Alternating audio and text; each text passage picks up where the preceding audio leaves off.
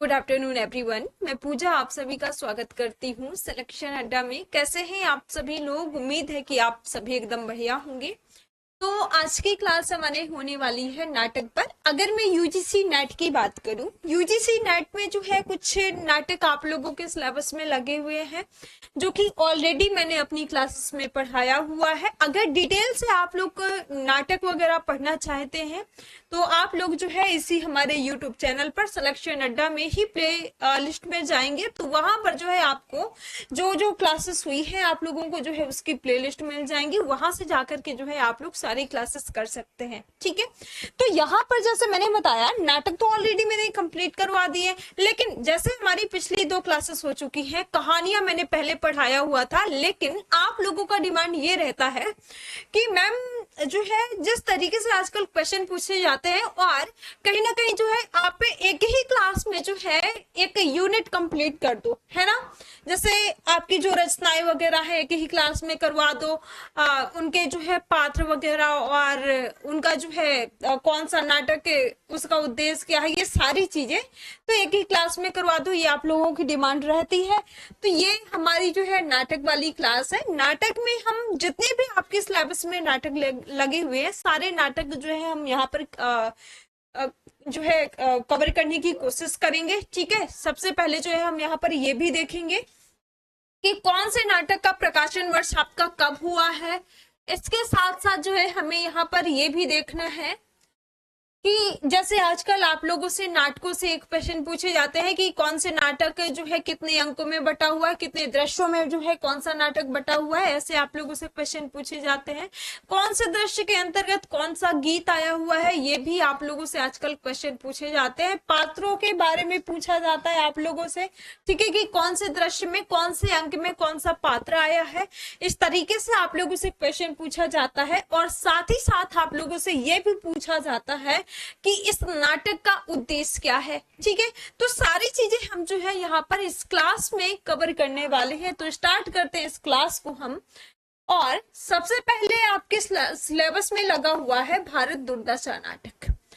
भारत दुर्दशा नाटक की बात करें, ये भारतेंदु हरिश्चंद्र जी का नाटक है। अब भारतेंदु हरिश्चंद्र जी के 2 नाटक है आपके सिलेबस में, एक तो भारत दुर्दशा नाटक है और दूसरा नाटक है इन्हीं का अंधे नगरी नाटक। ठीक है, तो भारत दुर्दशा नाटक की अगर हम बात करें, ये आपका रचना अगर हम बात करें ना तो इसकी रचना जो है आपकी कब होती है 1875 में, और प्रकाशन वर्ष का कहीं कहीं पर आप लोगों को 1880 मिलेगा। ठीक है, तो इसकी रचना जो है 1875 में होती है और जो इसका प्रकाशन वर्ष होता है वो 1880 में होता है। तो इन दोनों चीज को आपको ध्यान देना है। रचना अगर पूछा जाता है आपसे तो इसका रचना काल जो है आपका क्या है, 1875 है, और जो इसका प्रकाशन वर्ष है, प्रकाशन वर्ष जो है 1880 है। इस चीज को ध्यान देना है।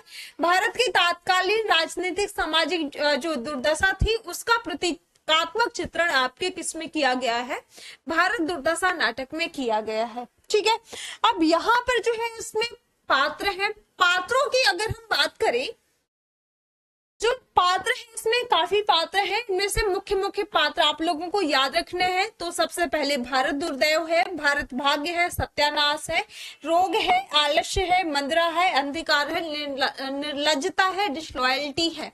अब देखिए, जैसे मैंने आपको बताया कि प्लेलिस्ट पर आप जाएंगे तो वहां पर जो है आपको सारे नाटक वगैरह मिल जाएंगे। जितनी हमारी क्लासेस हुई है, नाटक भी मैंने आप लोगों को पढ़ा दिया है, तो वहां से आप डिटेल में जाकर के पढ़ सकते हैं। अब ये जो नाटक है, इस नाटक का उद्देश्य क्या है? इस नाटक में जो है, ये नाटक भारतेंदु युग का दस्तावेज है जिसमें वर्तमान जो सामाजिक आर्थिक राजनीतिक स्थिति थी उन स्थितियों का वर्णन किसमें किया गया है, इस भारत दुर्दशा नाटक में किया गया है। ठीक है, उस टाइम की जो तात्कालीन स्थिति थी। सेकंड यहाँ पर यह है कि यह नाटक युगीन समस्याओं की ओर इशारा करता है कि किस तरह जो है हम लक्ष्य से विमुख होकर के पतन की ओर बढ़ रहे होते हैं। ठीक है, तो ये चीज जो है यहाँ पर दिखाने का प्रयास है भारतेंदु जी का। इसके अलावा भारतेंदु के लिए देश की गुलामी से ज्यादा भारतीय समाज की दिन प्रतिदिन बढ़ती हुई पतन जो है मायने रखता है। तीसरा इसका जो है मुख्य कारण है, या फिर हम कहें कि मुख्य उद्देश्य है, ये जो नाटक है ये दुखांत नाट्यरासक है। अब देखें यहाँ पर जब आप इस नाटक को पढ़ते हैं ना, कई बार आप लोग से पूछा जाता है कि ये जो है नाटक कौन सी शैली में लिखा गया है, या फिर जो है ये नाटक कैसा है, व्यंग्य शैली में या फिर किस शैली में लिखा गया है, ऐसे पूछा जाता है। तो ये नाटक जो है दुखांत नाटक है। नवजागरण की चेतना और राष्ट्रीय बोध से परिपूर्ण प्रहसन है ये एक, ठीक है। प्रहसन हम इसको यहाँ पर जो आपका भारतेंदु हरिश्चंद्र जी का जो है दूसरा नाटक है आप लोगों के सिलेबस में, अंधे नगरी, तो उसको कहा गया है प्रहसन, ठीक है। तो ये नवजागरण की चेतना और राष्ट्रीय बोध से परिपूर्ण प्रहसन है, ये आप कह सकते हैं इसको। इसी के साथ साथ ये जो नाटक है इसमें भारतेंदु ने गद्य की भाषा जहां खड़ी बोली को माना है, वहीं जो पद्य की भाषा है, पद्य की भाषा को क्या बताया है, ब्रज भाषा बताया है, ठीक है। जो पद्य की भाषा है ब्रज भाषा बताया। जब आप भारतेंदु हरिश्चंद्र जी के बारे में पढ़ेंगे तो वहां पर भी जो है आपको ये चीज पढ़ने को मिलेगी। तो गद्य की भाषा, गद्य की जो भाषा है वो खड़ी बोली है, और जो पद्य की भाषा है, पद्य की भाषा ब्रज भाषा है, ठीक है। ये जो नाटक है ये प्रतीकात्मक प्रहसन है, लास्य रूपक के रूप में भी जो है इस नाटक को जाना जाता है, इस चीज को भी ध्यान देना है। भारतेंदु भारतवासियों से भारत की दुर्दशा पर रोने और फिर जो है दुर्दशा का अंत करने का प्रयास करने का क्या करते हैं, भारतेंदु जी आह्वान करते हैं, ठीक है। तो इन सारी चीजों को यहाँ पर दिखाया गया है। अब अगर आपसे ये पूछा जाता है, कई बार आप लोगों से पूछा जाता है कि कौन से नाटक का जो है, जैसे भारत दुर्दशा नाटक की ही बात करें तो आपसे ये पूछा जा सकता है कि इस नाटक का मुख्य उद्देश्य क्या है, ठीक है। अब ये जो पॉइंट दिए हुए हैं ये आपसे पूछे जा सकते हैं, तो इस चीज को आपको ध्यान देना है। इसके अलावा आपका अगला नाटक है आपके सिलेबस में, सॉरी अभी देखिए, जैसे मैंने आपको क्या बताया कि यहाँ पर जो है आपसे क्या पूछा जाता है, जब आप नाटक पढ़ेंगे तो नाटक में आपसे दृश्य पूछे जाएंगे और अंक पूछे जाएंगे। तो ये पूरा का पूरा नाटक जो है आपका 6 अंकों में विभाजित है, 6 अंकों में बटा हुआ है। अब आप लोगों से आजकल जो क्वेश्चन पूछे जाते हैं वो अंकों का क्रम आप लोगों से पूछा जाता है, ठीक है। तो अंकों के क्रम को आपको याद रखना है, और साथ ही साथ जो है अंकों का स्थान आप लोगों से पूछा जाता है। जैसे यहाँ पर पहला अंक है, भारत दुर्दशा नाटक में पहले अंक का स्थान है वीथी, ठीक है। अब इनको जो है ऊपर नीचे दिया जा सकता है और आपसे क्रम इनमें से पूछा जा सकता है। जो दूसरा अंक है, दूसरे अंक का स्थान है शमशान, टूटे फूटे मंदिर। तीसरा अंक है, तीसरे अंक का स्थान है मैदान। चौथा अंक है, चौथे अंक का स्थान है कमरा। अंग्रेजी सजा हुआ मेज, कुर्सी लगी हुई, कुर्सी पर जो है भारत दुर्दय बैठा हुआ है, चौथा अंक है। पांचवें अंक का जो स्थान है किताब खाना है, और छठवां जो अंक है, छठवें अंक का स्थान है गंभीर वन का मध्य भाग। तो ये आपको अंक, कोई भी नाटक पढ़ते हैं ना, आपको अंक दृश्य जरूर ध्यान देने, उसका क्रम आप लोगों को ध्यान देना है। जैसे अभी आप लोगों का ये जो 18 जून वाला एग्जाम हुआ था ना, तो उसमें भी जो है आप लोगों के नाटक से क्वेश्चन पूछे गए थे। जैसे आपके सिलेबस में एक नाटक है, अभी आगे मैं बताऊंगी, तो वहां से जो है आपसे दिया हुआ था, ये अंक ही दिए हुए थे और उनको जो है क्रम में लगाना था आप लोगों को, ठीक है। तो इस तरीके से आपसे क्वेश्चन पूछे जाते हैं। ये भारत दुर्दशा जो है आपका 6 अंकों में बटा हुआ है। इसके अलावा दूसरा आपका नाटक है आपके सिलेबस में अंधे नगरी नाटक। देखिए, जब बात आती है अंधे नगरी नाटक की, तो ये क्या है, ये एक प्रहसन है, एक कॉमेडी है, ठीक है। प्रहसन है, कॉमेडी है। आप लोगों ने पढ़ा होगा, ये नाटक भी किया होगा आप लोगों ने, अंधे नगरी नाटक ये जो है आप लोगों ने किया होगा। तो ये एक कॉमेडी टाइप में है, ठीक है। इसका जो प्रकाशन वर्ष है वो 1881 में होता है। अंधे नगरी नाटक के जो लेखक है वो भारतेंदु हरिश्चंद्र जी हैं। ये नाटक भी आपका 6 अंकों में बटा हुआ है। अब 6 अंक जो है आपके कौन कौन से हैं, इस चीज को भी आपको ध्यान देना है। 6 अंक हैं आपके यही, और इसमें भी आपको जो है अंकों का स्थान याद रखना है, अंकों का क्रम याद रखना है आप लोगों को, ठीक है। तो प्रथम अंक जो है, प्रथम अंक का स्थान है बाह्य प्रांत, दूसरे अंक का स्थान है बाजार, तीसरे अंक का स्थान है जंगल, चौथा जो अंक है, चौथे अंक का स्थान है राजसभा, पांचवें अंक का स्थान है आरण, और जो छठवां अंक है, छठवें अंक का स्थान है शमशान, ठीक है। तो इस चीज को आपको ध्यान देना है। ये आपके क्या है, भारत दुर्दशा नाटक के अंक हैं, जो आपके लिए आजकल बहुत जरूरी हो गए, क्योंकि यहाँ से क्वेश्चन आप लोगों से जरूर पूछा जाता है। ठीक है, इनके पात्रों की बात करें, जो अंधेर नगरी नाटक है, अंधेर नगरी नाटक के पात्र कौन कौन से हैं? इनमें महंत है। देखिए, पात्र नाटकों में से जो है बहुत सारे पात्र हैं, तो सभी को एक तरफ से याद नहीं करना है आप लोगों को। जो मुख्य पात्र है, महंत है, नारायण दास है, गोवर्धन दास है, कबाब वाला है, घासी राम है, नारंगी वाला है और कुंजड़िन है। इसके अलावा पाचक वाला है, मछली वाली है, जात वाला है, बनिया है, राजा है और मंत्री है। ठीक है, तो इस चीज को आपको ध्यान देना है। ये अब यहाँ पर देखिए होता क्या है कि जैसे मैंने आपको बताया कि 6 अंकों में ये नाटक आपका बटा हुआ है, तो प्रत्येक अंक में आप जाएंगे तो प्रत्येक अंक में जो है वहां पर पात्रों के बारे में भी बताया गया। प्रत्येक अंक के जो है वहां पर पात्र है, तो वो भी आप लोगों को ध्यान रखना है। अब जब आप कोई भी नाटक पढ़ते हैं तो इसमें जो है गीत आप लोगों से बहुत आजकल क्वेश्चन पूछा जाता है गीतों से, कि कौन से पात्र ने जो है इस गीत को गाया है, कौन से अंक में ये गीत आया है, इस तरीके से आपसे क्वेश्चन पूछे जाते हैं। ठीक है, तो इसके लिए मैंने आपको बताया कि वही आपको जो है प्लेलिस्ट में जाना है, वहां से आपको ये क्लासेस कर लेनी है। अब देखिए, मुख्य बिंदु की बात करें, जैसे मैंने आपको बताया कि जो अंधेर नगरी नाटक है ये क्या है, ये एक प्रहसन है, एक कॉमेडी है। ठीक है, एक प्रहसन है और ये हास्य व्यंग्य प्रधान नाटक है, हास्य व्यंग्य शैली में लिखा गया नाटक है। ठीक है, ये जो नाटक है ये सामाजिक राजनीतिक विसंगतियों का चित्रण इसमें हुआ है। इसमें जो है विवेकहीन तथा निरंकुश शासन व्यवस्था पर व्यंग्य किया गया है। अंग्रेजी राज व्यवस्था की जो है पतनशील स्थितियों का चित्रण आपका इसमें हुआ है। प्रहसन में जो है इस नाटक में शास्त्रीय तथा लोक शैली का मिश्रण भी हमें देखने को मिलता है। ठीक है, तो इन सारी चीजों को आपको ध्यान देना है। इसके अलावा इस नाटक में जो है न्याय व्यवस्था की जो है विसंगतियों का चित्रण हुआ है। अब जैसे यहाँ पर एक चीज आप देखेंगे कि जो है जब बकरी मरती है, जब दीवार गिर जाती है, तो किसको किसको जो है दोषी ठहराया जाता है ना। तो ये सारी चीजें इस तरीके से यहाँ पर चलती हैं। इसके अलावा जो है संवाद में तुकांतता दिखाई जाती है, जिस पर फारसी थिएटर का प्रभाव देखने को हमें मिलता है इसमें। ठीक है, इस नाटक में जो है मध्यकालीन रागों को पुनः सृजित किया है भारतेंदु हरिश्चंद्र जी ने। ये जो नाटक है भारतेंदु जी ने जो है बनारस में नेशनल थिएटर के लिए एक दिन में जो है लिखा गया ये नाटक है, जो कि काशी के दशामेध घाट पर जो है उसी दिन खेला गया था। तो ये आपके लिए महत्वपूर्ण है। ठीक है, इसके अलावा ये माना जाता है कि बिहार के किसी जो है अन्यायी जमींदार को सुधारने के लिए भारतेंदु जी ने ये नाटक लिखा है। इस चीज को भी आपको ध्यान देना है, ध्यान देना जरूर आप लोगों को, क्योंकि क्वेश्चन पूछा जा सकता है आप लोगों से।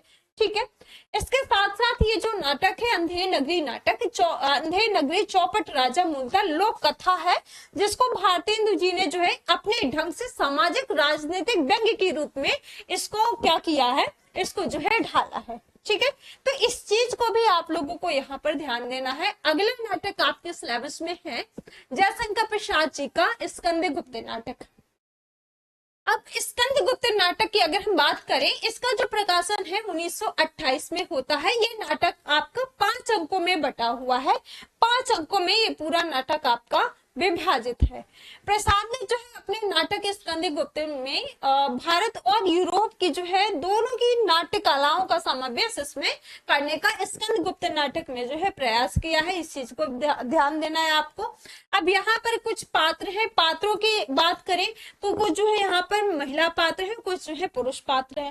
तो पुरुष पात्रों में से अगर हम बात करें, इसमें है स्कंद गुप्त, कुमार गुप्त, गोविंद गुप्त, परिणदत्त, चक्रपालित, बंधु वर्मा, भीम वर्मा, मातृ गुप्त और प्रपंच बुद्धि, सर्वनाग कुमार दास, ये सब जो है इसमें पात्र है। स्त्री पात्रों में से अगर हम बात करें, स्त्री पात्रों में है आपका देवकी, अनंत देवी और जयमाला, देवसेना, विजया, रामा और मालिनी। अब यहाँ पर देखिए जो पुरुष पात्र है ना ये भी आपको ध्यान रखना है और जो स्त्री पात्र है ये भी आपको ध्यान देना है। कई बार क्या होता है कि मैच करने के लिए आप लोगों से यहाँ से क्वेश्चन पूछे जाते हैं, तो आपको ये मैच करना होता है। जैसे अब मैं जयशंकर प्रसाद जी की बात करूं तो 3 नाटक इनके आपके सिलेबस में लगे हुए, एक तो आपका स्कंदगुप्त नाटक है, एक तो आपका चंद्रगुप्त नाटक है और तीसरा है आपका ध्रुवस्वामिनी नाटक। अब यहाँ पर तीनों की तीनों नाटक जो है, तीनों की तीनों नाटक के जो विषय वस्तु है, जो कथा है, उसकी अगर हम बात करें तो थोड़ा जो है मिलती जुलती है। तो अब वहां पर क्या होता है कि आप लोग कंफ्यूज हो जाते हैं ना, तो ज्यादातर आप लोगों से जो है इनकी पात्रों में से मिलान करने के लिए पूछा जाता है। इसके साथ साथ आप लोगों से इनके गीत भी पूछे जाते हैं कि कौन सा गीत जो है किसने गाया है। ठीक है, तो ये जो पात्र है आप ध्यान रखेंगे। इसके अलावा हम इस नाटक की बात करें, जैसे मैंने आपको बताया कि पूरा नाटक जो है 5 अंकों में विभाजित है। अब 5 अंकों की बात करें, पहले अंक में जो है 7 दृश्य है, दूसरे अंक में भी 7 दृश्य है, तीसरे अंक में 6 दृश्य देखने को मिलते हैं, चौथे अंक में जो है आपके 7 दृश्य है और जो 5वां अंक है 5वें अंक में आपके 6 दृश्य है। ठीक है, तो 5 अंक है और 5 अंकों में ये आपके 7-6 दृश्य है, तो इस चीज का भी आपको ध्यान रखना है। इसके अलावा आगे अगर हम बढ़े, ये जो नाटक है इस नाटक का उद्देश्य क्या है।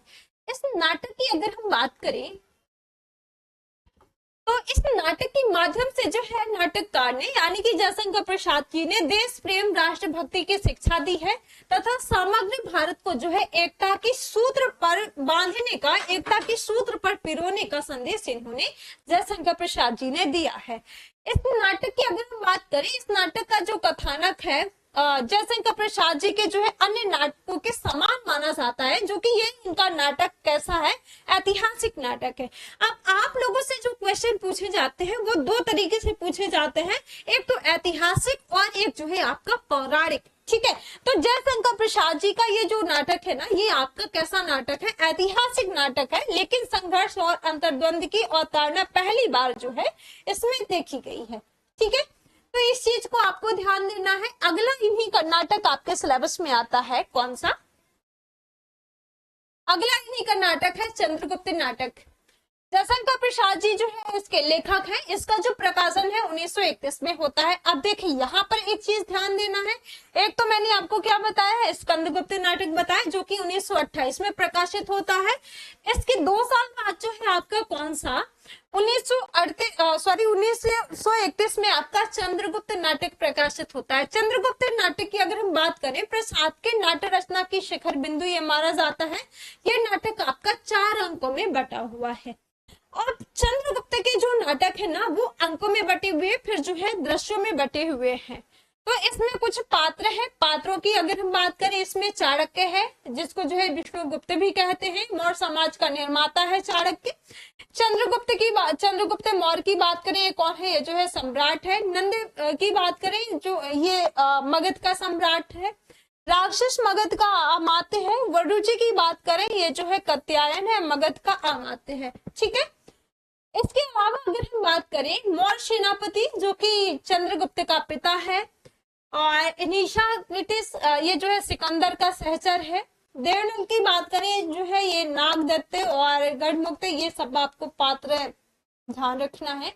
स्त्री पात्र में अब यहाँ पर आपके लिए जरूरी हो जाता है, स्त्री पात्र में जो है आपका अलका, कई बार इनसे क्वेश्चन पूछा गया, ये जो है तक्षशिला की राजकुमारी है अलिका। सुवासिनी से क्वेश्चन पूछा जाता है, ये जो है सक्कार की कन्या है। कल्याणी जो कि मगध की राजकुमारी है। नीला लीला जो कि कल्याणी की सहेली है। अब ये नीला और लीला से क्वेश्चन पूछा गया आप लोगों से 1-2 बार। मालविका की बात करें, ये जो है सिंधु देश की राजकुमारी है। कार्नेलिया जो कि सेल्यूकस की कन्या है। मौर्य पत्नी जो है चंद्रगुप्त की माता है। और एलिश की बात करें, ये जो है कार्नेलिया की कौन है, सहेली है। ठीक है, तो ये पात्र आपको चंद्रगुप्त नाटक में याद रखने हैं। अब आपका जो चंद्रगुप्त नाटक है ना, चंद्रगुप्त नाटक में मैंने आपको बताया कि ये पूरा नाटक आपका 4 अंकों में बटा हुआ है। अब 4 अंकों में नाटक बटा हुआ है, तो नाटक के प्रथम अंक में अगर हम बात करें 11 दृश्य है। अब शुरुआत में यहाँ पर जो है तक्षशिला के गुरुकुल का मठ और चाणक्य का सिंहासन का चित्रण जो है इसमें होता है। दूसरे अंक में अगर हम बात करें, दूसरा अंक जो है आपका इसमें 10 दृश्य है और इसकी शुरुआत जब होती है तो उदय भान में सिंधु तट पर जो है ग्रीक शिविर के पास वृक्ष के नीचे कार्नेलिया, इससे शुरुआत इसकी होती है दूसरे अंक की। तीसरे अंक में बढ़े तो तीसरे अंक में जो है 9 दृश्य आपको देखने को मिलते हैं और इसकी शुरुआत जो है विपाशा तट के शिविर में राक्षस टहलता हुआ दिखाई देता है। अब देखिए यहाँ पर आपसे प्रश्न पूछा जा सकता है कि पहले अंक में जो है किसका वर्णन है, दूसरे अंक में किसका वर्णन है, तीसरे अंक में किसका वर्णन है। इस तरीके से आपसे प्रश्न पूछे जा सकते हैं। ठीक है, चौथे अंक में बात करें, चौथे अंक में आपको 14 दृश्य इसमें देखने को मिलते हैं, जो कि इसकी शुरुआत कहां से होती है, मगध में राजकीय उपवन में कल्याणी से जो है इसकी शुरुआत होती है। अब जब आप इस नाटक को पढ़ते हैं, 13 गीत आपको इस नाटक में पढ़ने को मिलेंगे। इस नाटक के अगर हम उद्देश्य की बात करें तो प्रसाद जी का इस नाटक को लिखने का मुख्य उद्देश्य क्या था, तो ये नाटक जो है पराधीनता से मुक्ति के लिए प्रदेशों, क्षेत्रों और जातियों, धर्मों आदि की निजताओं, स्वातंत्र कामनाओं और अहंताओं को भुलाकर विशाल आर्यवर्त को जो है स्वाधीन अजय बनाने का जो है प्रयास रहा है इनका। ये जो नाटक है ऐतिहासिक नाटक है, इस चीज को भी आपको ध्यान देना है। इसके अलावा जो है आगे हम बढ़े, तीसरा इनका नाटक है ध्रुव स्वामिनी नाटक, जयशंकर प्रसाद जी का। 3 इनके नाटक है आपके सिलेबस में। ठीक है, इसका जो प्रकाशन होता है 1933 में होता है। अब यहाँ पर स्कंदगुप्त नाटक आपका, स्कंदगुप्त नाटक का प्रकाशन कब होता है, 1928 में होता है। जो आपका चंद्रगुप्त है, चंद्रगुप्त का जो प्रकाशन है वो आपका होता है कब, 1931 में होता है। और जो ध्रुव स्वामिनी है, ध्रुव स्वामिनी का जो प्रकाशन है वो कब होता है, 1933 में होता है। तो इनका प्रकाशन वर्ष आप लोग ध्यान रखेंगे। ये जो नाटक है 3 अंकों में बटा हुआ है और इसमें जो है स्त्री पुनर्विवाह का चित्रण किया गया है। अब आपसे ऐसे क्वेश्चन पूछे जा सकते हैं कि कौन से नाटक में जो है किसका चित्रण किया गया है, साथ ही जो है स्त्री पात्रों की सशक्तिकरण का चित्रण भी हमें इसमें इस ध्रुव स्वामिनी नाटक में देखने को मिलता है। इस नाटक में पात्र हैं, कुछ पुरुष पात्र है और कुछ जो है अन्य पात्रों की अगर हम बात करें, स्त्री पात्र है। इनमें से पुरुष पात्रों में आपके कौन कौन है, एक तो चंद्रगुप्त है, रामगुप्त है, शिखर स्वामी है, पुरोहित है, सकराज है और खिंगल मिहिरदेव है। खिंगल मिहिरदेव से कई बार क्वेश्चन पूछे गए हैं। स्त्री पात्र में अगर हम बात करें तो ध्रुव स्वामिनी है, मंदाकिनी है और कोमा है। कोमा से क्वेश्चन पूछा गया आप लोगों से और मंदाकिनी से। ध्रुव स्वामिनी तो आप समझ जाएंगे कि ध्रुव स्वामिनी जो है ध्रुव स्वामिनी नाटक का ही पात्र है, लेकिन इन दोनों से क्वेश्चन पूछा गया है, कोमा और मंदाकिनी से। ठीक है, अन्य पात्रों में अगर हम बात करें तो सामंती कुमार है, शक सामंत है, प्रतिहारी है, प्रहरी है, दासी है, कुबड़ा बौना हिटा और नर्तकियां हैं। ठीक है, खड़क धारणी है। ये सभी के सभी पात्र आपको ध्यान देना है। इसमें अगर हम बात करें, अच्छा ये वही पात्र हैं। ये नाटक का मुख्य उद्देश्य क्या है, मुख्य बिंदु क्या है, तो ये जो नाटक है आपका, नाटक का केंद्रीय पात्र कौन है, ध्रुव स्वामिनी है। प्रसाद जी की जो है ये अंतिम और श्रेष्ठ नाटक कृति मानी जाती है आपकी, कौन सा, ध्रुव स्वामिनी नाटक। इसका जो कथानक है वो गुप्त काल से संबंधित है। ये जो नाटक है, नाटक में नारी के अस्तित्व, अधिकार और पुनर्लग्न की समस्या को प्रसाद ने उठाने का प्रयास किसमें किया है, इस ध्रुव स्वामिनी नाटक में इन्होंने किया है। ये जो नाटक है पुरुष सत्तात्मक समाज के शोषण के प्रति नारी का विद्रोह इसमें जो है किया गया है। इसके साथ साथ ये जो नाटक है, नाटक की प्राचीनता में वर्तमान काल की समस्याओं को प्रस्तुत करने का जयशंकर प्रसाद जी ने इसमें प्रयास किया है। जो इसकी कथा है, इसकी कथा का स्रोत जो है विशाख दत्त प्रवीण देवी चंद्रगुप्तम नाटक के अंशों से अन्वेषण है, तो इस चीज को भी आपको ध्यान देना है। ठीक है, अगला नाटक आपके सिलेबस में है और मुझे उम्मीद है कि आप लोगों को ये सारी चीजें समझ में आ रही होंगी। तो अगला नाटक आपके सिलेबस में है धर्मवीर भारती का अंधा युग नाटक। अब हो सकता है कि कुछ चीजें जो है इसमें थोड़ा ब्लर आ रही हूँ आप लोगों को, तो इसकी पीडीएफ भी आप लोगों को मिल जाएगी। ठीक है, ये धर्मवीर भारती के अंधा युग नाटक की अगर हम बात करें, इसका जो प्रकाशन है होता है आपका कब, 1955 में ये प्रकाशित होता है। यह जो है ये महाभारत कालीन युद्ध की पृष्ठभूमि पर लिखा गया 5 अंकों में ये जो है नाटक है आपका। आधुनिक समय में भी जो है युद्ध की त्रासदी का चित्रण इसमें किया गया है। इन्होंने जो है अपनी आधुनिक संदर्भ में ये कर्म तथा भाग्य की आस्था तथा अनास्था के द्वंद्व को भी जो है यहाँ पर दिखाने का इन्होंने प्रयास किया है। ठीक है, इसमें पात्रों की अगर हम बात करें, इसमें पात्र हैं कृष्ण, अश्वत्थामा।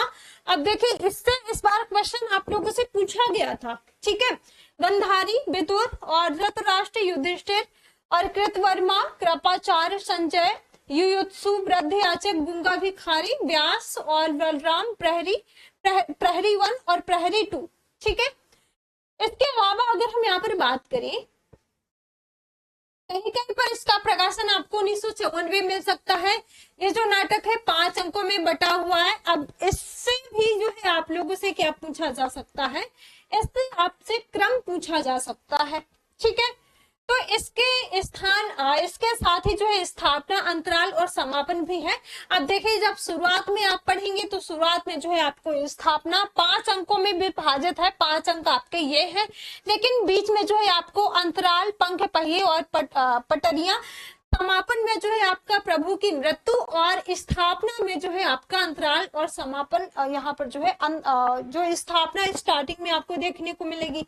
ठीक है, तो पहला जो अंक है, पहले अंक का जो स्थान है कौरव नगरी है, दूसरे अंक का स्थान है पशु का उदय, तीसरे अंक का स्थान है अश्वत्थामा का अर्ध सत्व। इस बार का क्वेश्चन आप लोगों का जो 18 जून को एग्जाम हुआ है ना, इस बार यही सब क्वेश्चन पूछा गया था, इनको क्रम में लगाना था आप लोगों को। ठीक है, इसके अलावा बीच में जो है आपका अंतराल है जो कि पंख पहिए और पटरियां है।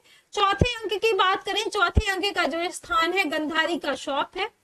5वां अंक है, 5वें अंक का स्थान है विजय, एक क्रमिक आत्महत्या, और जो आपका लास्ट है समापन है प्रभु की मृत्यु।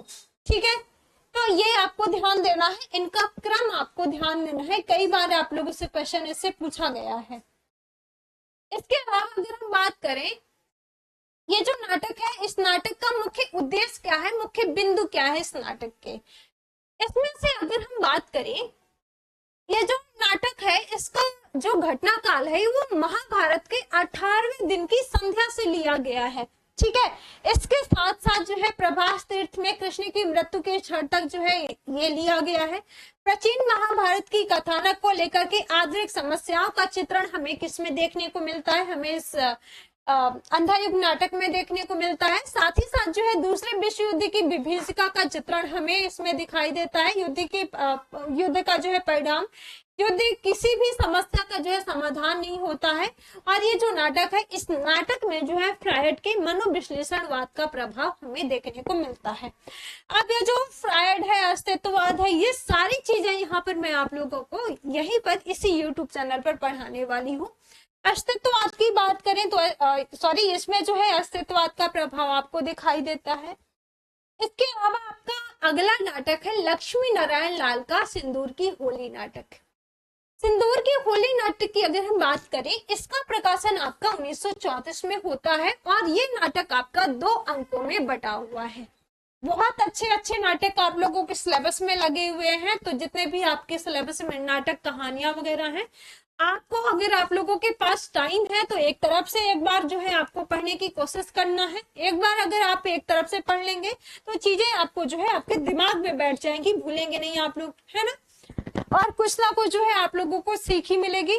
तो 2 अंकों में बटा हुआ है और इस नाटक में जो है इब्सन, बर्नार्ड शॉ इत्यादि पश्चिमी विचारकों से जो है प्रभावित लक्ष्मी नारायण लाल मिश्र जो है ये हिंदी में समस्या नाटक के रूप में जो है महत्वपूर्ण जो है लेखक माने जाते हैं। इसमें पात्रों की बात करें, इसमें पात्र हैं रजनीकांत, मनोज शंकर, मुरारी लाल और मेहर अली, भगवंत सिंह, और इसके अलावा जो है हरनंदन और चंद्रकला, मनोरमा, डॉक्टर व कुछ अन्य पात्र हैं इसमें से। और ये पात्र जो है आपके ये मुख्य पात्र हैं, इस चीज को भी आपको ध्यान देना है। ठीक है, इसके अलावा आगे बढ़े, सिंदूर की होली नाटक जो है आपका, देखिए वही पात्र यहाँ पर बताए मैंने, वहां पर हो सकता है कि ब्लड दिखता रहा हो आपको, तो रजनीकांत है, मनोज शंकर है, मुरारी लाल है डिप्टी कलेक्टर है जो कि, मेहर अली है मुरारी लाल का मुंशी है, भगवंत सिंह है, हरनंदन सिंह है, चंद्रकला मुरारी लाल की बेटी है, और मनोरमा जो कि डॉक्टर, और कुछ अन्य इसमें पात्र आपको देखने को मिलेंगे। इस नाटक का मुख्य बिंदु क्या है, इस नाटक का मुख्य उद्देश्य क्या है, कितने अंकों में ये नाटक बटा हुआ है, तो 3 अंकों में ये पूरा का पूरा आपका नाटक बटा हुआ है। और तीनों अंकों में अगर हम बात करें तो तीनों अंकों में दृश्य का स्थान जो है वो एक ही है, ठीक है, जो कि डिप्टी कलेक्टर मुरारी लाल के बंगले की बैठक। तीनों अंकों में पहला जो आपका दृश्य है, पहले दृश्य में 9 बजे का जिक्र हुआ है, जो दूसरा आपका दृश्य है, दूसरे दृश्य में शांति काल का जिक्र हुआ है, और जो तीसरा दृश्य है, तीसरे दृश्य में जो है आपका रात्रि 10 बजे का जिक्र हुआ है, ठीक है। और दिन जो है वर्षा काल का है। कई बार आप लोगों से ये पूछा जाता है कि जब ये नाटक लिखा गया है, इस नाटक की शुरुआत जो है समय क्या है, ऐसे आप लोगों से इस तक क्वेश्चन पूछे गए हैं, ठीक है। अब यहाँ पर अगर हम बात करें, ये जो नाटक, ये समस्या नाटकों के क्रम में ये उनका जो है लक्ष्मी नारायण लाल का 5वां नाटक माना जाता है। ये नाटक की अगर हम बात करें, इस नाटक की कथानक की अवधि जो है केवल 12-13 घंटे मात्र की है। जैसे मैंने यहाँ पर क्या बताया आपको कि इस नाटक का जो पहला दृश्य है, पहले दृश्य में जो है 9 बजे का जिक्र है, दूसरे दृश्य में जो है सांध्यकाल का, और तीसरे दृश्य में जो है रात्रि 10 बजे का, ठीक है। तो ये पूरा का पूरा जो आपका नाटक है ना, 12-13 घंटे मात्र की जो है इसमें इस नाटक का कथानक है। नाटक की कथा की अगर हम बात करें, 9 बजे शुरू होती है, ठीक है, पहले दृश्य में, और अंतिम कब होता है, 10 बजे रात्रि में। इस चीज को भी आपको ध्यान देना है। ये नाटक नायिका प्रधान है, और वो जो है नायिका चंद्रकला है, चंद्रकला जो कि इस नाटक की मुख्य पात्र है, ठीक है। इसके अलावा जो है भारतीय नारी को जो है पश्चिम में अधिक समझा, या फिर जो है पूर्व भारत की नारी ही नारी सहज रूप है, इस चीज को यहाँ पर बताया गया है। ये जो नाटक है, नाटक में मनोरमा वैधव्य का समर्थन करती है, और जो चंद्रकला है, चंद्रकला जो है रोमांटिक प्रेम का समर्थन करती है, ठीक है। इसके अलावा जो है इस नाटक में साधन और संपन्न व्यक्ति की मानसिकता को दिखाया गया है। इस नाटक में इस चीज को भी ध्यान देना है। निस्वार्थ और आदर्श प्रेम को भी दिखाने का प्रयास किया है इन्होंने। भ्रष्टाचारी कानून व्यवस्था का भी जिक्र इसमें आता है। गुनहगारी प्रवृत्ति को बढ़ावा भी दिया गया है, इसमें दिखाया गया है। निर्दोष की हत्या का चित्रण भी दिखाया गया है, कैसे जो है निर्दोष को हत्या कर दी जाती है। विधवा के स्वरूप का वर्णन भी इसमें हुआ है, और साथ ही साथ जो है रोमांटिक भावुकता और यथार्थ बुद्धिवाद में जो है टकराहट का चित्रण भी इसमें हुआ है, ठीक है। तो इस चीज को आपको ध्यान देना है। और इसी के साथ साथ जो है समाज में विधवा का स्थान और विधवा का विवाह का प्रश्न भी इसमें उठाया गया है, ठीक है। अगले नाटक की ओर बढ़े। अगला नाटक आपके सिलेबस में है आधे अधूरे नाटक, जो कि मोहन राकेश का नाटक है। मोहन राकेश के आपके सिलेबस में 2 नाटक दिए हुए, एक तो आधे अधूरे नाटक और दूसरा जो है आपका आषाढ़ का एक दिन नाटक, ठीक है। आधे अधूरे नाटक की अगर हम बात करें, इसका प्रकाशन कब होता है, 1969 में ये नाटक आपका प्रकाशित होता है। इस नाटक की अगर हम बात करें, ये नाटक स्त्री पुरुष संबंध और दाम्पत्य संबंध के जो है खोखलेपन तथा पारिवारिक विघटन के जीवन की स्थितियों को दर्शाने का प्रयास आपका इस मोहन राकेश के आधे अधूरे नाटक में किया गया है, ठीक है। इसमें पात्र है, अब इन पात्रों को जब आप पढ़ेंगे ना, तो इनकी जो है इस नाटक से पोशाक इनकी पूछी जाती है, इन पात्रों की, कि कौन से जो है पात्र की क्या पोशाक थी, कौन से पात्र ने जो है क्या पहना हुआ था, ये पूछा जाता है, ठीक है। तो काले सूट वाला आदमी जो कि पुरुष 1 और पुरुष 2, पुरुष 3 तथा पुरुष 4 की भूमिकाओं में भी है। अब यहाँ पर जो है आपका पुरुष 1, पुरुष 2, पुरुष 3, पुरुष 4, ऐसे भी आप लोगों से क्रम में लगाने के लिए आपसे क्वेश्चन पूछे जाते हैं, ठीक है। इसके अलावा अगर हम बात करें, अब देखिए यहाँ पर इनकी जो है पोशाक भी दी हुई है, और जो कि आपके लिए महत्वपूर्ण है, ध्यान रखना है आप लोगों को। तो पुरुष 1 के रूप में जो है वेशांतर पतलून कामीज पहने हुए कौन है, महेंद्र नाथ है। यानी कि पुरुष 1 कौन है, पुरुष 1 है आपका कौन, महेंद्र नाथ, ठीक है। और इसकी पोशाक क्या है, इसकी पोशाक है पतलून और कमीज। इसके अलावा पुरुष 2 की बात करें, पुरुष 2 कौन है, पुरुष 2 के रूप में पतलून और बंद गले का कोट है, ठीक है। पुरुष 3 के रूप में जो है पतलून और टी शर्ट है जो कि जगमोहन की ड्रेस है। पुरुष 4 की अगर हम बात करें, पुरुष 4 के रूप में जो है पतलून के साथ पुरानी कोट का जो है पुरानी कोट का जो है लंबा कोट जो कि जुनेजा की पोशाक है। स्त्रियों में अगर हम बात करें कौन कौन है, स्त्रियों में जो है उम्र 40 को छूती है कौन, सावित्री। सावित्री की जो एज है वो 40 है। बड़ी लड़की की एज है 20 और 20 से जो है ऊपर नहीं है, जिसका नाम है बिन्नी। और जो छोटी लड़की है, छोटी लड़की का नाम है किन्नी। अब देखिए इससे भी एक क्वेश्चन पूछा गया था आप लोगों से, ठीक है। जो आपका ये आधे अधूरे नाटक है ना, इस बार क्वेश्चन पूछा गया था 18 जून वाले एग्जाम में। इसके अलावा जो है लड़का की उम्र जो है 21 के आसपास है और लड़के का नाम है आंसू। तो इस चीज को आपको ध्यान देना है। जो सावित्री है, सावित्री के ये जो है ये तीनों पुत्र और पुत्रियां हैं। इस नाटक की अगर हम बात करें, नाटक का उद्देश्य क्या है, ये नाटक जो है धर्मयुग पत्रिका में 3 अंकों में छपा हुआ है। तो ये पत्रिका का नाम भी आपको ध्यान देना है। और इस नाटक की अगर हम बात करें तो इस नाटक में जो है मध्यवर्गीय परिवार में आ रहे बदलाव, समाजशास्त्री मनोवैज्ञानिक अध्ययन भी जो है इसमें किया गया है। ये जो नाटक है स्त्री पुरुष के बीच लगाव तथा तनाव का दस्तावेज दिखाता है, जो कि हमें यहाँ पर सावित्री के माध्यम से दिखाई देता है। ये नाटक जो है मानवीय संतोष अधूरेपन का को जो है रेखांकित करती है, जो कि जिंदगी से बहुत कुछ चाहते हैं और उनकी जो है आतृप्ति अधूरी ही रहती है, ठीक है। ये जो नाटक है पारिवारिक विघटन की गाथा, पारिवारिक विघटन की कथा हमें इसमें जो है देखने को मिलती है। ये जो नाटक है आधुनिक कामकाजी स्त्री का चित्रण हमें इस नाटक में देखने को मिलता है। साथ ही साथ ये जो नाटक है हिंदी का पहला प्रमुख नाटक माना जाता है, जो कि विवाह संस्था को जो है एक स्थिर स्थायी व्यवस्था के रूप में जो है इसको दिखाया गया है, ठीक है। तो इस चीज को यहाँ पर आपको ध्यान देना है। अगले नाटक की अगर हम बात करें, अगला नाटक है आषाढ़ का एक दिन नाटक, जो कि ये नाटक भी किसका है, मोहन राकेश का नाटक है। किसका नाटक है, मोहन राकेश का नाटक है।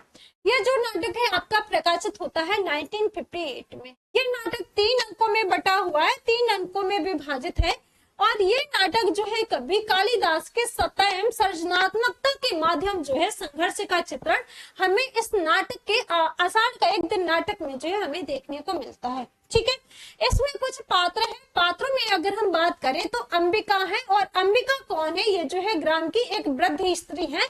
और अंबिका कौन है, मल्लिका की माँ है, ठीक है। मल्लिका जो कि अंबिका की पुत्री है, दंतुल जो कि राजपुरुष है, मातुल जो कि कवि मातुल है, और निक्षेप ग्राम का पुरुष है, और विलोम जो है ये जो है ग्राम का पुरुष है, ठीक है। तो ये पात्र आपको ध्यान देने। इसके अलावा विलोम जो कि ये तो आपका हो गया। इसके साथ साथ जो है रंगड़ी और संगड़ी, इनसे क्वेश्चन पूछा जाता है, ये दोनों कौन है, ये नागरी है। अनुस्वार और अनुनासिक पूछा जाता है, ये दोनों कौन है, अधिकारी है। प्रियंगु मंजरी जो कि राजकन्या की पत्नी है। तो इस चीज का भी आपको ध्यान देना है। बहुत बढ़िया नाटक है, आप लोगों का जो है जरूर पढ़िएगा आप लोग, ठीक है।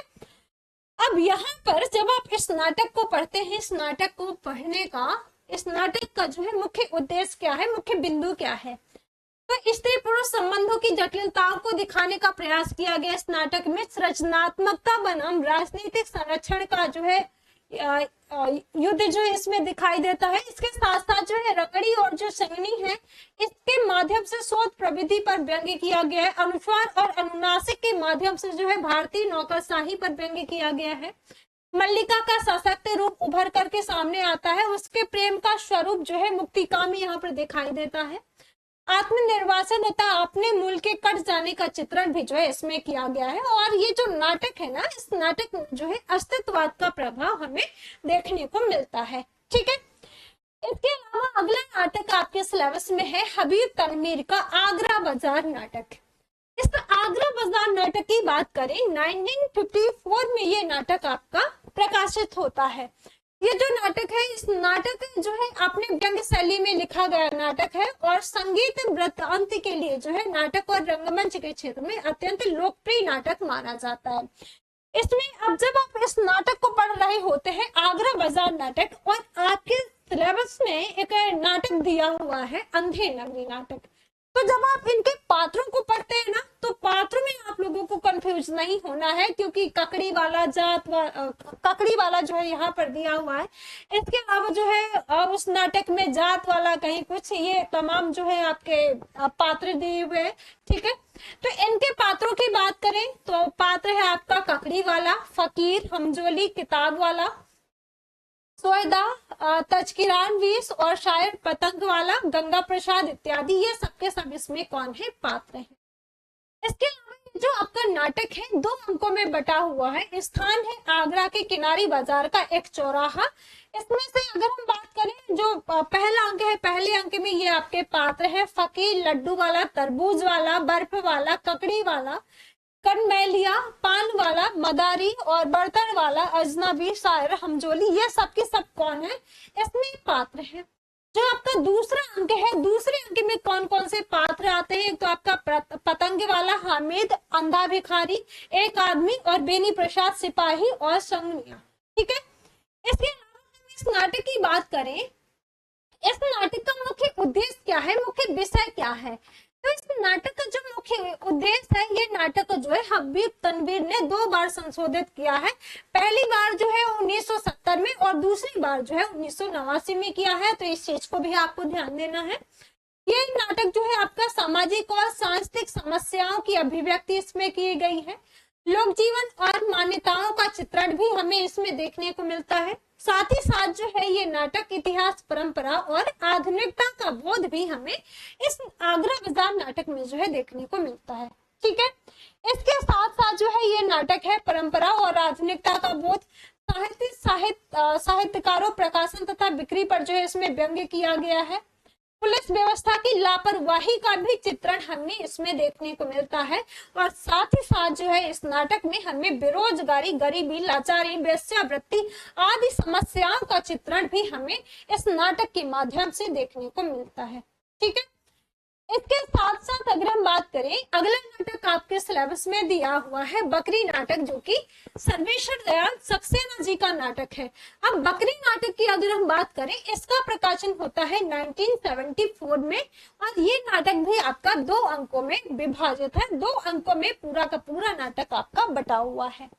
इसमें जो है आजादी के बाद भारतीय राजनीतिक मूल्यों का जो है, मूल्यों के पतन तथा गांधीवादी मूल्यों का ह्रास जो है, इसमें व्यंग्यात्मक चित्रण हुआ है। इस नाटक के पात्र हैं, इन पात्रों के से जो है आप लोगों से गीत पूछे जाते हैं इनके। तो इनमें पात्र है नट, नटी, भिस्ती और दुर्जन सिंह, कर्मवीर, सत्यवीर, सिपाही, व्यक्ति, युवक, काका, काकी, चाचा और राम, एक ग्रामीण, दूसरा ग्रामीण, ये आपसे क्वेश्चन पूछा जाता है। यहाँ से प्रत्येक जो आपके जो है 2 अंक है और प्रत्येक अंक में 3-3 दृश्य भी दिए हुए हैं। ठीक है, अब इस नाटक को लिखने का उद्देश्य क्या रहा है लेखक का, इसकी अगर हम बात करें तो ये नाटक की रचना जो है उत्तर प्रदेश के नौटंकी शैली में की गई है। नौटंकी तो आप सभी जानते होंगे, है ना। तो उत्तर प्रदेश की जो है नौटंकी शैली में इसका जो है चित्रण हुआ है। इसमें जो है दोहा और चौबोला, बेहतवील और कहरवा आदि छंदों का प्रयोग हमें दिखाई देता है। रंगमंच की दृष्टि से अगर हम बात करें, नाटक जो है मुग्ध काशी रंगमंच की परंपरा का निर्वाह करती हुई दिखाई देती है। राजनीतिक व्यंग्य का नाटक जो है ये आपका जनवादी चेतना का नाटक है। आम आदमी की व्यथा की कहानी भी जो है आपके इस नाटक में कही गई है। ठीक है, इसके साथ साथ जो है ये जो नाटक है आपका गांधी के नाम पर सत्ता को जो है हथिया लेते हैं, लेकिन उनके सिद्धांतों को किस तरीके से मटिया मेल करते हैं उसका भी वर्णन हमें इस बकरी नाटक में देखने को मिलता है। ठीक है, साथ ही साथ ये जो नाटक है ग्रामीण जनों की जागृति के उद्देश्य से लिखा गया ये नाटक है और सन 1975 में जो है आपातकाल से 1 वर्ष पहले ये नाटक जो है आपका प्रकाशित होता है। ठीक है, इसके साथ साथ जो ये नाटक है, नाटक के संबंध में सर्वेश्वर दयाल सक्सेना यहाँ पर खुद लिखते हैं। क्या कहते हैं, कहते हैं कि ये नाटक जो है हमारी स्वाधीनता की तलछल का जो है चित्रण इसमें हुआ है और वो जो तलछल है वो समय बीतने के साथ साथ जो है और गहरी होती जाती है। इस चीज को किसने कहा है, सर्वेश्वर दयाल सक्सेना जी ने जो है अपने इस नाटक में स्वयं इन्होंने लिखा है। ठीक है, तो इस चीज को भी ध्यान देना है। इसके अलावा अब इसमें जैसे मैंने आपको बताया कि इसमें 2 अंकों में यह नाटक आपका विभाजित है। दोनों अंकों में 3-3 दृश्य आपको देखने को मिलेंगे। जो पहला दृश्य है, पहले दृश्य में जो है एक भिश्ती मशक लादे जो है सड़क खींचता जो है गा रहा है। दूसरे दृश्य में जो है चौपाल का दृश्य है जो कि शाम का समय है और कुछ ग्रामीण जो है चिंतामन बैठे हुए एक युवक का यहाँ पर प्रवेश होता है दूसरे दृश्य में। ठीक है, तीसरे दृश्य की बात करें, तीसरे दृश्य में जो है दुर्जन सिंह एक बड़े बक्स पर बैठा हुआ है जिस पर लिखा गया है बकरी। बकरी जो है स्मारक निधि है। बक्स के एक कोने में जो है एक कड़ी कीप लगी हुई है जिसमें ग्रामीण एक एक करके जो है पंक्तिबद्ध आते जाते हैं और धन डालते जाते हैं। फिर जो है मंडलाकार बकरी के चारों ओर जो है घूमते हैं और पूजा गीत गाते हैं। मतलब यहाँ पर कहने का ये है कुछ जो है ऐसे टाइप में बना हुआ है। ठीक है, बक्सा के टाइप में, ऐसे टाइप में बना हुआ है। अब यहाँ पर कुछ लोग आते हैं, यानी कि बकरी का जो है स्मारक बना हुआ है, स्मारक निधि जो है बना हुआ है। अब कुछ लोग आते हैं, ठीक है, आप ये क्या करते हैं कि यहाँ पर अपना जो भी है इसमें धन डालते जाते हैं, दान दक्षिणा जो भी है डालते जाते हैं और चारों तरफ जो है ऐसे घूमते जाते हैं। जैसे आप लोग मंदिर वगैरह जाते हैं ना, तो मंदिर वगैरह में क्या करते हैं, आप लोग दर्शन करने के लिए जाते हैं तो एक पेटी रखी रहती है, दान पेटी, उसमें जो है आप लोग दान दक्षिणा डालते हैं और फिर जो है आप मंदिर के चारों तरफ पैकर में लगाते हैं, है ना। तो वही चीजें जो है यहाँ पर बताई गई है तीसरे दृश्य में। इसके अलावा अगर हम बात करें जो दूसरा अंक है, दूसरे अंक का पहला दृश्य है। दूसरे अंक के पहले दृश्य में क्या है कि 2 साल बाद जो है स्थान वही है, पर समृद्धि का सूचक है। एक कोने में कुछ बंदूकें रखी हुई हैं। बकरी के मंडप को जो है काली दीवारों से घेर करके ताला लगा दिया गया है। पर लोक सेवा सदन की तख्ती लटकी हुई है। कीप को बक्स में से जो है निकाल करके दूरदर्शन यंत्र की तरह दरवाजे के पास जो है एक छेद में लगा दिया गया है। ग्रामीण पंक्तिबद्ध जो है एक एक करके उसमें देखते हैं। ठीक है, दूसरे दृश्य में अगर हम बात करें, दूसरे दृश्य में एक जुलूस नारे लगाता हुआ आता है, जीत गया भाई जीत गया, बकरी वाला जीत गया, कर्मवीर जिंदाबाद। तो ये दूसरे दृश्य में है। तीसरे दृश्य की बात करें तो भोज का दृश्य है जो कि शेरवानी में एक गुलाब लगाए हुए बड़े नेता और उनके साथ जो है एक नेत्री आती है। ठीक है, सब खड़े हो जाते हैं और बाहर 2 पुलिस के आदमी बंदूक लिए जो है तैनात रहते हैं। अब जैसे आप लोग जानते होंगे कि कोई नेता मंत्री आता है तो जो है उनके साथ में जो सिक्योरिटी लगी होती है। ठीक है, तो वैसे ही जो है यहाँ पर तीसरे दृश्य में चित्रण हुआ है। इसके अलावा आपका अगला यहाँ पर नाटक है संघर्ष का एक और द्रोणाचार्य नाटक। एक और द्रोणाचार्य नाटक की अगर हम बात करें, इसका जो प्रकाशन होता है 1977 में होता है और 2 भागों में ये नाटक आपका विभाजित है। यह जो नाटक है पौराणिक कथा तथा महाभारत के माध्यम से आज की शिक्षा व्यवस्था में व्याप्त जो भ्रष्टाचार है उसको रेखांकित करता हुआ ये नाटक हमें प्राचीन परंपरा से जोड़ता हुआ दिखाई देता है। इसमें कुछ पात्र हैं, इनमें पुरुष पात्रों की बात करें तो यदु है, अरविंद है, प्रिंसिपल झंडू है, बिमलेंदु है। इसके साथ साथ जो है द्रोणाचार्य है, प्रिंसिपल है और अश्वत्थामा है। तो ये सभी के सभी कौन है, इसमें जो है पात्र है, पुरुष पात्र है। स्त्री पात्रों की अगर हम बात करें, स्त्री पात्रों में है लीला, कृपा और अनुराधा।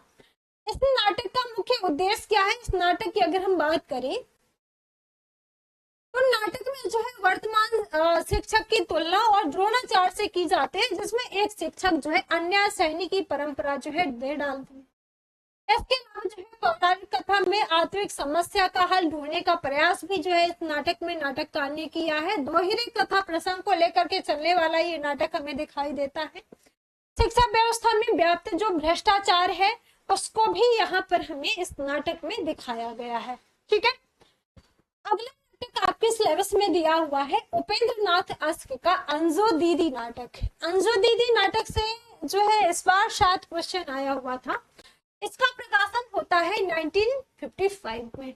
अब ये जो नाटक है उच्च मध्य वर्ग के खोखले संस्कारों का प्रतिनिधित्व करती जो है इस नाटक की प्रमुख पात्र कौन है, अंजो दीदी है जो कि एक बेहद यांत्रिक महिला है और ये जो है यांत्रिकता उसके जीवन को खत्म कर देती है। इस नाटक में जीवन के एकाकीपन था उससे जो है उपजी विसंगतियों का चित्रण हमें इसमें इस अंजो दीदी नाटक में देखने को मिलता है।